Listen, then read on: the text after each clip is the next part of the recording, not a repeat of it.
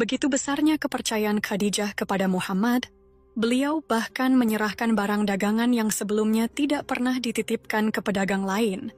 Singkat cerita, Nabi pun berangkat dari Mekah menuju Syam untuk menjalankan bisnis Khadijah. Dalam perjalanan itu, beliau ditemani oleh seorang pemuda bernama Maisarah, seorang pelayan setia milik Khadijah yang ditugaskan untuk mendampingi dan mengawasi perjalanan dagang tersebut. Maisarah, yang diperintahkan Khadijah untuk menemani Nabi dalam perjalanan, menyaksikan langsung bagaimana kejujuran dan akhlak luar biasa yang dimiliki beliau. Begitu sampai di Syam, Nabi langsung menarik perhatian banyak orang dengan sikapnya yang santun dan penuh integritas.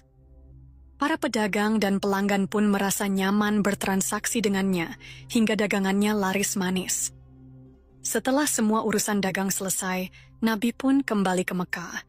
Saat tiba di sana, Khadijah dibuat takjub. Keuntungan yang diperoleh dari perjalanan dagang kali ini luar biasa besar, bahkan jauh lebih tinggi dibandingkan dengan mitra-mitra dagangnya yang lain. Karena rasa penasarannya semakin besar, Khadijah pun bertanya kepada Maisarah tentang Muhammad. Maisarah pun menjawab, "Wahai majikanku, belum pernah aku bertemu seseorang seperti Muhammad. Beliau adalah pria paling baik dan paling lembut yang pernah aku kenal. Akhlaknya luar biasa. Dalam perjalanan beliau selalu peduli dengan orang lain, tidak pernah egois. Dalam berdagang pun sangat jujur, tidak pernah menutupi kekurangan barang yang dijualnya.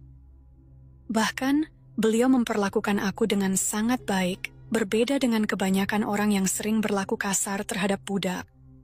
Dan ada satu hal yang benar-benar membuatku takjub, tuanku. Saat kami berjalan di tengah panasnya gurun, aku melihat ada awan yang terus mengikuti kami, seolah-olah melindungi beliau dari terik matahari." Setelah mendengar cerita dari Maisarah tentang kejujuran dan akhlak mulia Muhammad, hati Khadijah mulai terpikat. Rasa kagumnya semakin tumbuh, hingga tanpa disadari, benih cinta pun muncul di hatinya. Namun, sebagai wanita yang pemalu, Khadijah tidak mungkin langsung mengungkapkan perasaannya kepada Muhammad. Karena itu, ia curhat kepada sahabat dekatnya, yaitu Nafisah binti Munya. Mengetahui isi hati Khadijah, Nafisah pun tersenyum dan berkata, "Kalau begitu, biarkan aku yang berbicara dengan Muhammad." Tanpa menunda waktu, Nafisah segera menemui Rasulullah. Saat itu Rasulullah masih tinggal bersama pamannya, Abu Thalib. Dan kebetulan, Abu Thalib juga ada di tempat saat Nafisah datang dan ikut mendengar percakapan mereka. Dengan lembut, Nafisah bertanya, "Wahai Muhammad, mengapa engkau belum menikah?" Nabi pun menjawab dengan rendah hati, "Aku belum memiliki cukup bekal untuk itu, wahai Nafisah." Mendengar jawaban itu, Nafisah tersenyum dan berkata, "Lalu bagaimana jika ada seorang wanita yang memiliki segalanya?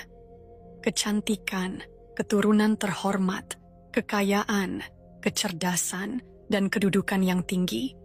Tidakkah engkau tertarik?" Mendengar ucapan Nafisah, Rasulullah sempat terdiam sejenak. Lalu dengan penasaran beliau bertanya, "Siapa yang kau maksud, wahai Nafisah?" Nafisah tersenyum dan menjawab, "Khadijah binti Khuwailid, dialah wanita itu." Nabi terkejut dan berkata, "Khadijah? Bagaimana mungkin? Dia telah menolak banyak pria terhormat di kota ini." Namun, Nafisah dengan penuh keyakinan menimpali, "Itu urusan saya. Yang penting, apakah engkau setuju?" Melihat kesungguhan Nafisah, Rasulullah pun mengangguk dan menerima usulan tersebut. Dengan penuh semangat, Nafisah segera kembali menemui Khadijah dan berkata, "Khadijah, semuanya beres. Muhammad setuju." Mendengar kabar itu, hati Khadijah dipenuhi kebahagiaan. Dengan senyum penuh makna ia berkata, "Kalau begitu, jangan ditunda lagi, sahabatku."